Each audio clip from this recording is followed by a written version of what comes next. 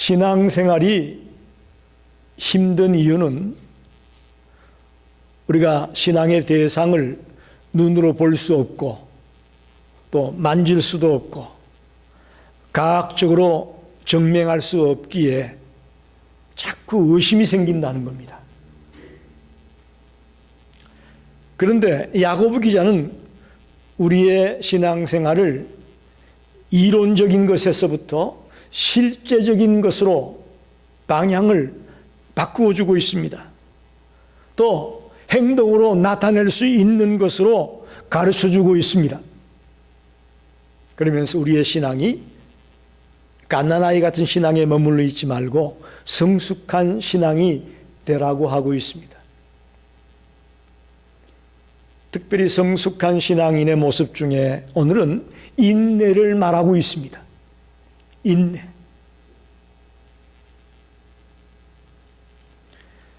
우리가 많이 들었지만 인내란 말을 아직도 힘들어하는 것 사실입니다.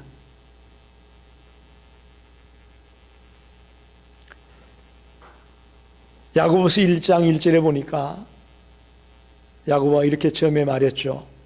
하나님과 우리 주 예수 그리스도의 종 야고보는 흩어져 있는 12지파에게 문안하노라. 잘 들으십시오. 야고보가 누구에게 편지를 쓰고 있느냐 하면 흩어져 있는 12지파에게 편지를 한다. 즉 야고보서의 수신자가 흩어져 있는 12지파다 이렇게 표현을 합니다. 이건 무슨 얘기냐면 그 당시에 팔레스타인 땅에 살고 있던 유대인들이 아니고 사방으로 흩어져 있던 유대인들 중에 예수를 만나 믿고 있는 유대인 크리스찬들에게 이 편지를 쓰고 있다. 이렇게 볼 수 있습니다.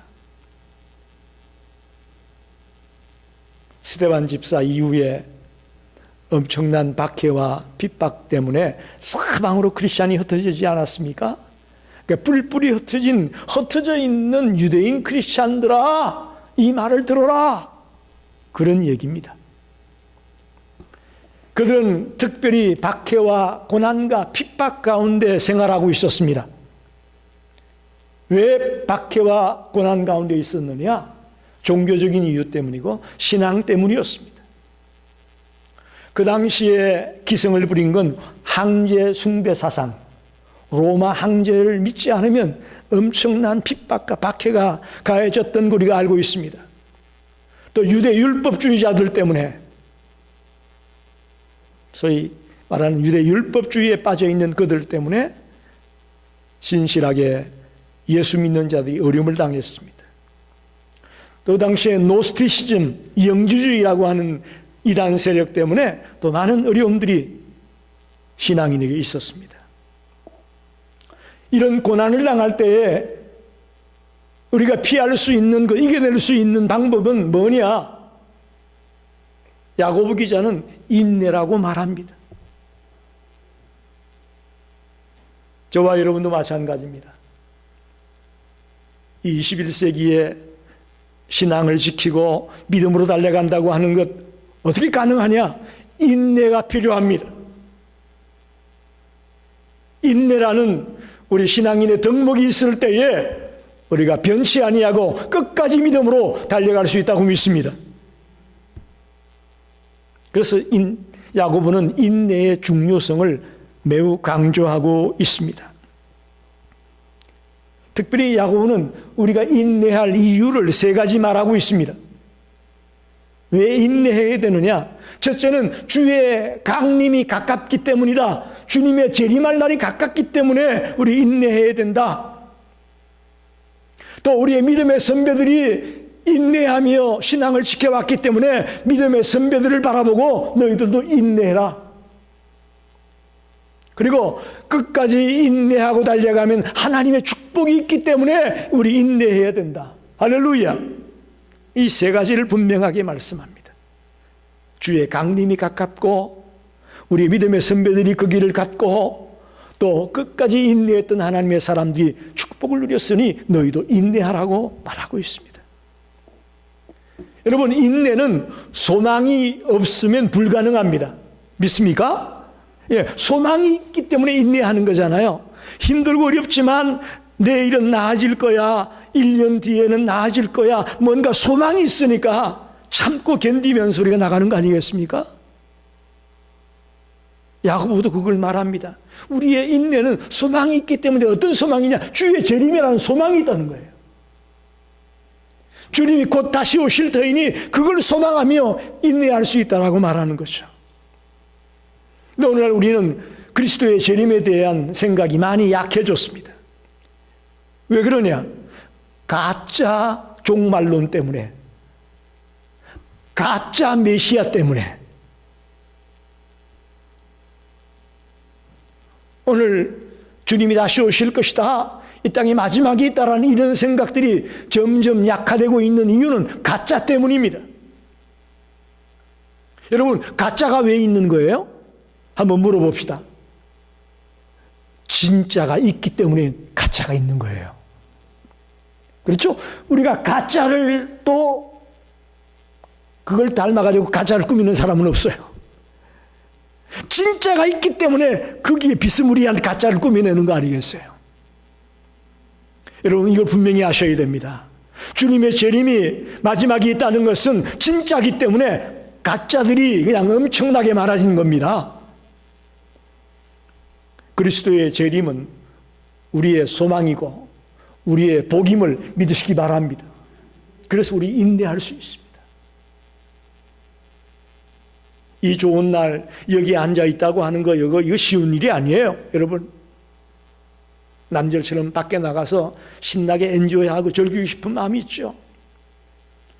오늘 아침에 저도 차를 타고 나오면서 보니까 우리 동네 다 잠자고 있더라고.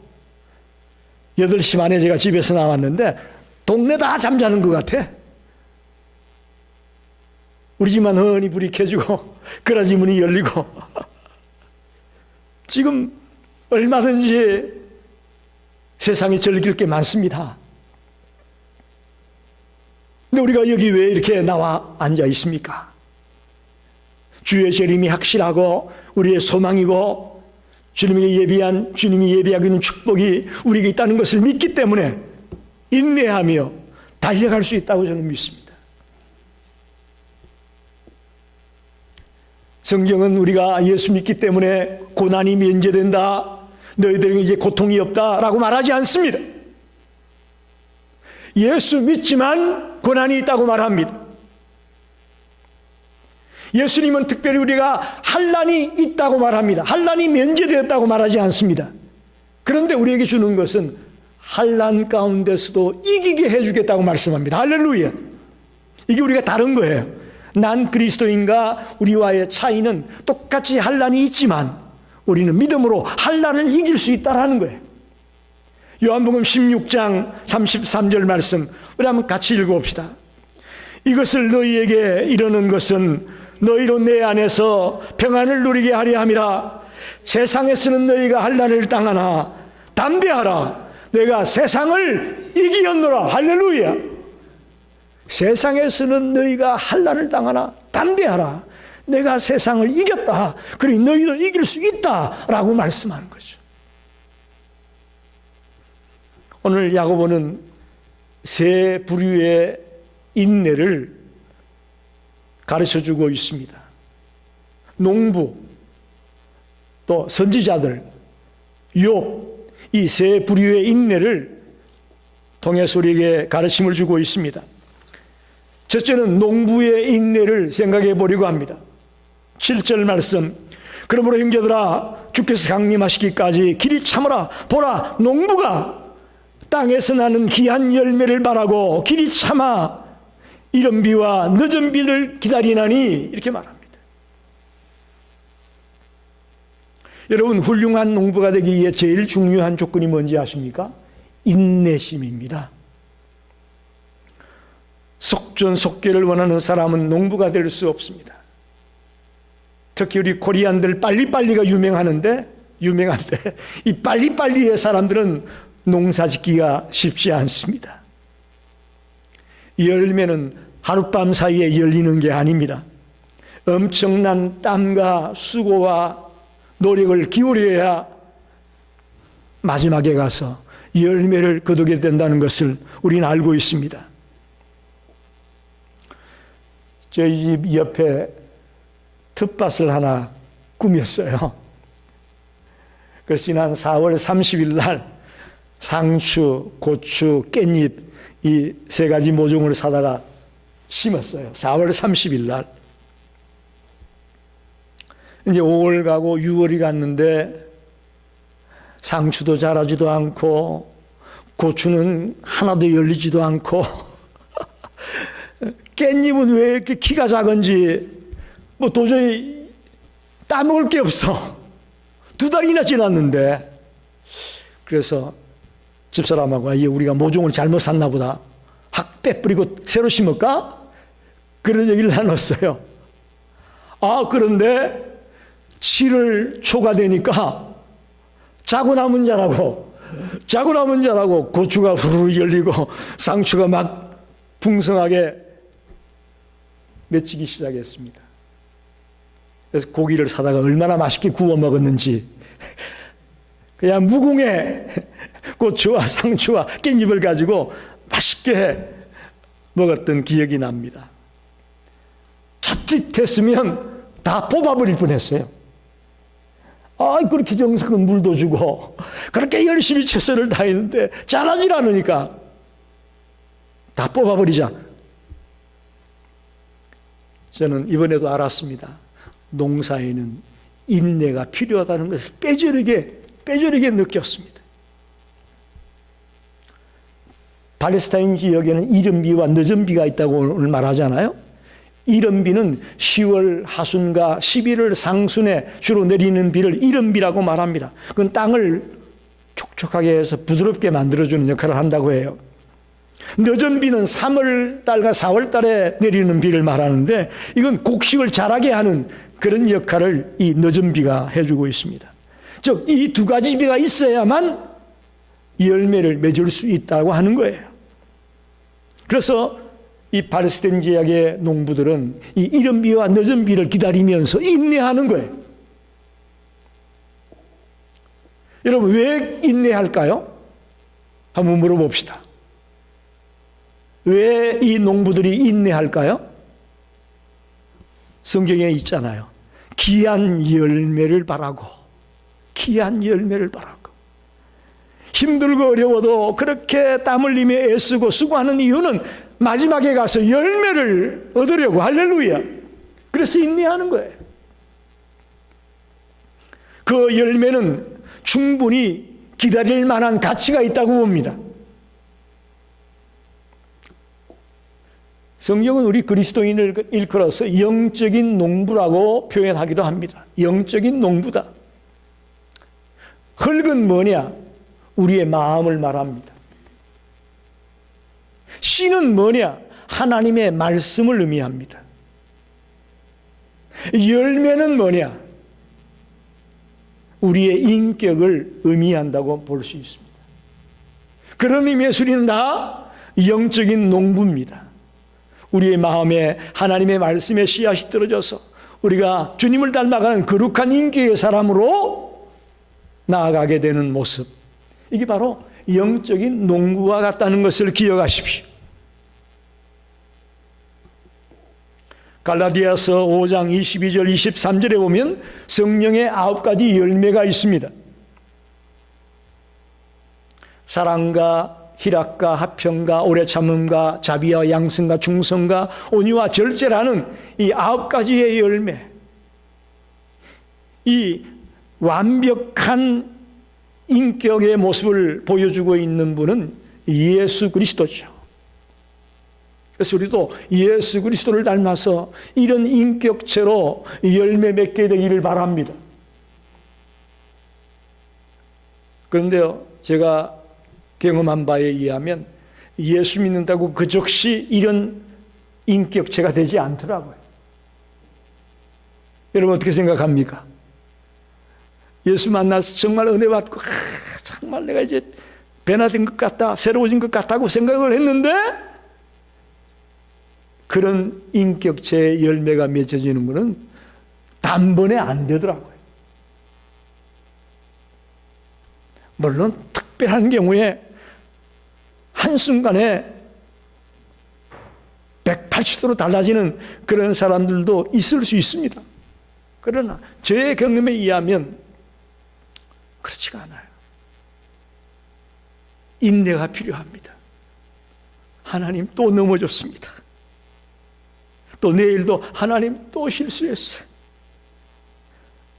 넘어지면서 인내하면서 우리가 정말 예수님을 닮아가는 그런 인격체로 바뀌어져 가는 것을 경험하게 됩니다. 저와 여러분이 주님의 인격을 닮은 그런 존재로 농부와 같이 인내하면서 끝까지 달려가게 되시기를 간절히 축원합니다. 두 번째는 선지자의 인내를 말하고 있습니다. 10절에 형제들아 주의 이름으로 말한 선지자들을 고난과 오래 참음의 본을 삼으라. 선지자들의 고난은 오늘날 고난을 받는 우리에게 큰 위로와 격려가 됩니다. 아, 나만 고난당하는 게 아니었구나. 우리의 믿음의 선배들이 이미 이런 고난을 경험했구나 하는 게 우리에게 위로가 되고 격려가 됩니다. 예수님도 이런 선지자들의 고난을 귀하게 여겼습니다. 마태복음 5장 11절 12절 나로 말미암아 너희를 욕하고 박해하고 거짓으로 너희를 거슬러 모든 악한 말을 할 때에는 너희에게 복이 있나니 기뻐하고 즐거워하라. 하늘에서 너희의 상이 큼이라. 너희 전에 있던 선지자들도 이같이 박해하였느니라. 여러분, 우리의 믿음의 선배들이 많은 고난과 어려움 속에서도 인내하며 믿음의 길을 갔다고 그들을 인정하고 또 그들의 상이 크다고 말씀하고 있습니다. 여러분, 이 얘기는 뭐예요? 너희들이 힘들다고 실망하지 마라, 그런 말입니다. 여러분 지금 신앙생활하기 힘들죠? 예수 믿기 어렵죠? 그러나 실망하지 마십시오. 우리의 선지자들이 그런 과정을 겪으면서 하나님의 그 상급을 받았던 것처럼 저와 여러분에게도 그런 놀라운 하나님의 상급이 준비되어 있음을 믿습니다. 그런데 우리는 가끔 내가 순종하고 신앙생활 잘하면 아무 문제가 없을 거야 라고 생각합니다. 아닙니다. 우리가 순종을 잘하고 바르게 신앙생활 한다고 해도 우리에겐 환난이 있을 수 있고 고난이 있을 수 있고 박해가 있을 수 있다는 것을 기억하시길 바랍니다. 예수 믿으면 만사형통한다, 그런 말 많이 들었죠? 예수 믿으면 만사형통한다. 그렇지 않습니다. 예수 믿어도 고난이 있고 순종의 삶을 살아가는데도 환난이 있고 어려움이 있는 겁니다. 여러분, 예수님을 보세요. 예수님은 순종했기 때문에 뭘 진 거예요? 십자가 진 거 아니에요. 내가 순종하고 바르게 믿으니까 난 이제 잘 될 거야, 우리 생각이고, 바르게 예수 믿고 순종하고 열심을 내어도 환난이 있을 수 있고 내 몸에 질병이 있을 수도 있고 우리 아이들에게 어떤 일이 생길 수도 있는 것이고, 그 대표적인 케이스가 바로 예수님이라는 거죠. 그분은 하나님의 말씀에 순종하는 그런 자세였기에 지지 않아도 될 십자가를 지고 피 흘려 돌아가신 거거든. 그게 바로 하나님의 뜻이고 하나님의 계획이 이루어진 것입니다. 여러분, 엘리야 선지자 아시죠? 그는 아합 왕에게 하나님의 재앙이 있을 것이다 라고 선포했습니다. 하나님이 주시는 말씀을 그대로 아합 왕에게 외쳤죠. 그래서 엄청나게 박해를 당했고 어려움을 당했습니다. 그런데 하나님은 그 엘리야의 고난을 면제해 주기보다는 참고 견디라고 하면서 끝까지 엘리야를 보호해 주셨습니다. 할렐루야. 예레미야 그런 주님의 말씀을 있는 그대로 외쳤습니다. 이제 너희들이 이방신을 섬기고 하나님을 떠나서 이제 멸망하게 될 거다. 그 얘기를 했더니 백성들이 난리가 났습니다. 반역자로 잡히고 또 운물에 던져져서 죽을 뻔하기도 하고 그런 엄청난 고난을 당했습니다. 그러나 그 고난 속에서 하나님은 예레미야를 보호해 주셨습니다. 할렐루야. 여러분이 잘 아는 다니엘의 세 친구 사드락 메삭 아벳느고를 아시죠? 느부갓네살 왕이 금신상을 만들어 놓고 일제히 거기에 절을 하게 했습니다. 그런데 이 사드락 메삭 아벳느고가 그 금신상에 절을 하지 않았습니다. 그래서 느부갓네살 왕이 엄청난 불뭇불을 만들어 놓고 거기에 그들을 집어 던지잖아요. 안 들어간 거 아니에요. 불뭇불에 들어가지 않은 게 아니라고요. 들어갔다고요. 그러나 하나님은 그 불뭇불 속에서라도 그들을 지키고 보호하셨음을 봅니다. 할렐루야. 우리의 믿음의 선배들이 인내하며 그 고난과 핍박과 박해를 인내하며 견뎌내고 또 하나님이 함께함으로 승리케 했음을 보게 되는 것이죠. 그런데 여러분 이걸 기억하십시오. 어떤 고난을 받아도 하나님이 함께하기 때문에 끝내는 내가 기적이 일어날 거다, 내가 살아날 거다라고만 생각하면 안 됩니다. 그러지 않은 분도 있습니다. 스데반 집사 같은 경우에는 돌에 맞아 순교했습니다. 그때 하나님의 기적이 나타나지 않았어요. 스데반을 왕창 들어가지고 돌로 치려는 사람들을 위해 확 들어가지고 딴 데 옮기는 그런 일을 하지 않았어요. 담대하게 예수님의 사건을 이야기하고 있는 스데반을 기적을 일으키지 아니하고 그 자리에 죽게 했던 것을 보게 되죠. 다시 말하면 우리가 어떤 고난에 직면했을 때에 인내하면 무조건 기적적인 역사가 일어나서 다 거기서 벗어나게 되고 회복된다라고만 생각하지는 말라는 거예요. 때가 되면 하나님이 그것이 우리의 마지막이라고 말할 수 있는 순간도 온다는 것을 인정하십시오.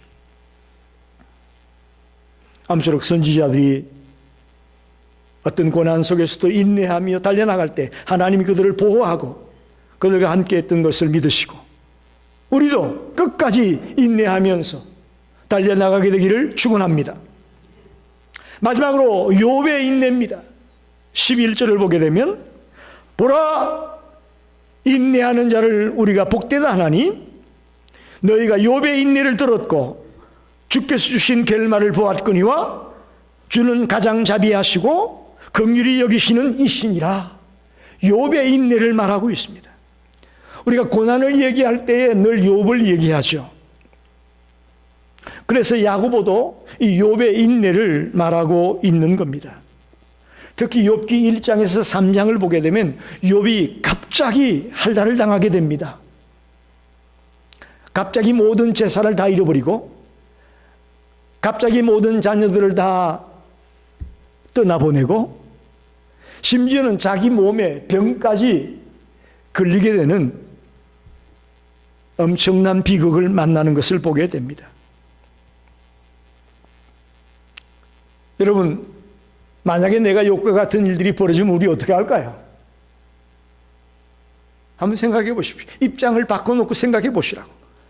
하루아침에 모든 재산을 다 날려버리고 모든 자녀를 다 잃어버리고 심지어 내 몸까지 지금 질병에 들려서 고통을 당하는 신세가 되었다. 거기다가 마누라는 욕하면서 떠나버리고 욥기 13장 15절에 욥이 이렇게 말합니다. 그가 나를 죽이시리니 내가 희망이 없노라.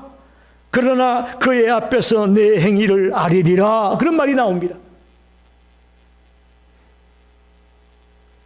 그 구절에 나내주라고 하는 성경에 나내주가 있는데 그 주에 이렇게 말하고 있습니다. 이 뜻이 13절 15절의 뜻이 뭐냐면 그가 나를 죽이실지라도 나는 그를 의뢰하리라. 그런 뜻이라는 거예요. 그가 나를 죽이실지라도 나는 끝까지 그를 의뢰하겠다. 이게 욥의 고백입니다. 욥은 시험 받을 때 쉽게 이긴 거 아닙니다.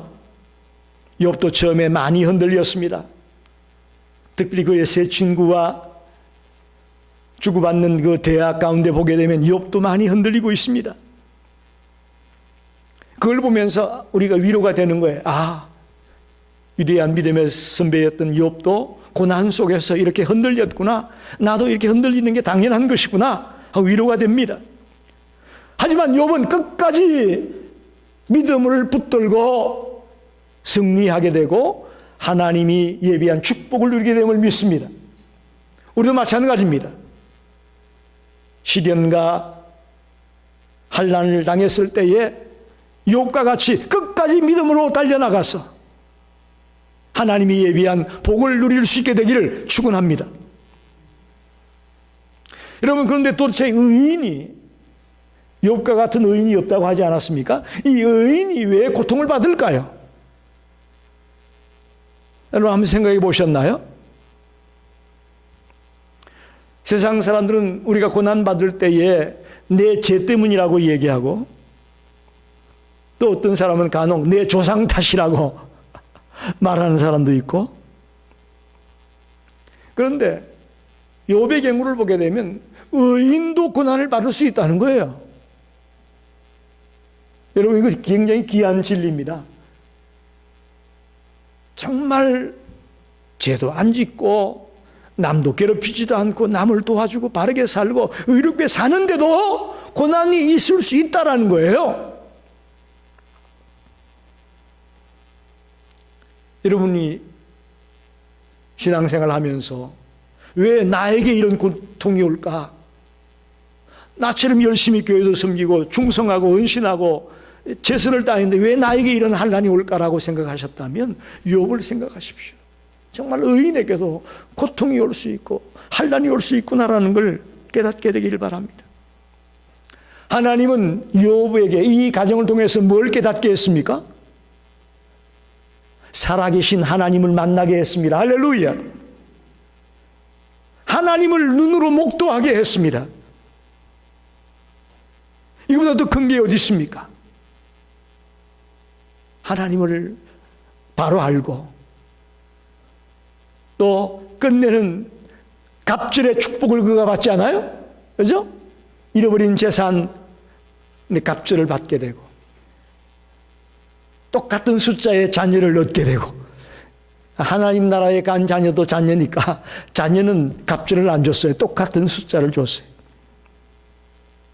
그리고 놀라운 것은 욥이 고난당할 때 하나님이 욥에게 떨어져 있던 것이 아니에요. 늘 욥과 같이 있었던 것을 기억하십시오. 사탄이 그러잖아요. 까닭없이 욥이 그렇게 하나님을 경외하겠습니까? 하나님 앞에 와서 시비를 걸잖아요. 사탄이 까닭없이 욥이 그렇게 잘해요? 그러니까 하나님이 하는 말이 그의 소유물은 네가 손을 댈 수 있지만 그의 몸에는 손을 대지 마라 그랬어요. 그러니까 어떤 환난과 고난의 한계를 하나님이 정해줍니다. 그래서 재산도 치고 자녀도 데려가고 다 했어요. 몸은 건드리지 않았어요. 근데 이번엔 또 사탄이 그의 몸이 건강하니까 그런 거다라고 얘기할 때에 하나님이 말씀합니다.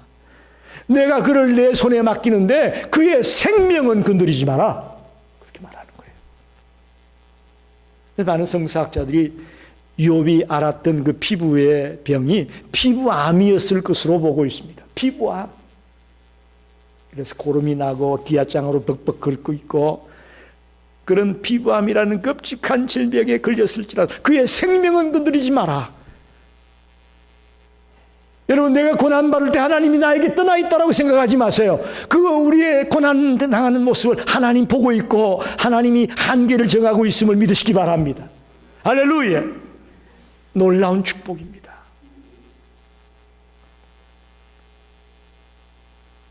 나만 지금 바라보면 이게 도저히 견딜 수 없고 정말 원망스럽고 한탄스럽지만 그 가운데 하나님이 같이 계시고 하나님이 나를 보고 있고 울타리를 쳐서 그 이상은 안 된다라고 하나님이 지금 우리를 막고 있다는 사실을 생각한다면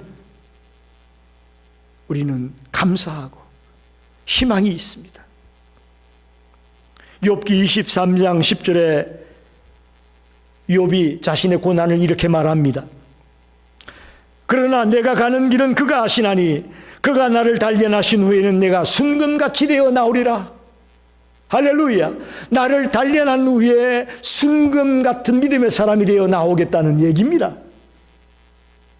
저와 여러분이 엄청난 고난과 환난 속에 지금 놓여 있다면 그 과정을 통과했을 때에 순금 같은 믿음의 사람으로 주님 앞에 서게 될 줄로 믿습니다.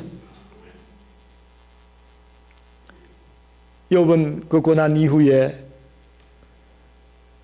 완전히 변화된 성숙한 자신의 모습을 바라보고 있다고 봅니다. 우리가 고난 속에서 현재만 바라보지 말고 이 고난을 통과한 이후에 나의 완전히 성숙하고 변화된 그 놀라운 모습을 바라보며 욥과 같이 인내하는 자가 되기를 바랍니다. 말씀을 정리합니다. 우리는 자주 참지를 못합니다. 저도 마찬가지입니다. 저도 잘 참지를 못합니다. 그런데 성경에 있는 위대한 믿음의 선비들도 참지 못한 자가 많았다는 거예요. 모세도 참지 못해서 애굽 사람을 죽였어요. 그죠?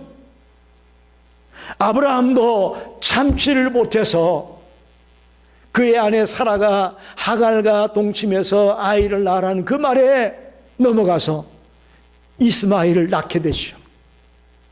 그것까지도 참았어야 됐는데 베드로도 겟세마네 동산에서 기도하고 있을 때에 로마의 병사들이 다가왔을 때에 참지 못하고 칼을 빼들어 가지고 귀를 잘라버렸잖아요. 여러분, 이렇습니다. 성경에 위대한 믿음의 선배들도 참지 못해서 가오를 범했던 적이 많이 있음을 발견하게 됩니다. 우리도 마찬가지예요. 참지 못해서 실패할 때가 많고 넘어질 때가 많습니다. 그래서 오늘 야고보 기자는 그 박해당하는 초대교회 교인들에게 인내하라고 말하는 거예요. 성숙한 하나님의 사람이 되려면 인내해라, 참아라. 왜 참아야 되느냐? 주님의 재림이 가깝기 때문이다. 할렐루야. 소망이 있습니다, 여러분. 우리에게 소망이 있기 때문에 참을 수 있는 거예요. 또 믿음의 선배들이 이렇게 환난당하는 속에서도 인내하며 믿음을 지켰다라는 것을 보여주고 있습니다. 그리고 이 인내를 통해 놀라운 하나님의 축복이 예비되어 있다고 말합니다. 그래서 인내하라고 말하고 있는 겁니다. 주님은 지금도 우리 곁에 우리를 지켜보고 있고 우리와 같이 동행하고 있다고 믿습니다. 그 주님을 바라보며 끝까지 인내하며 살아가는 믿음의 백성들이 되시기를 간절히 축원합니다. 기도하겠습니다.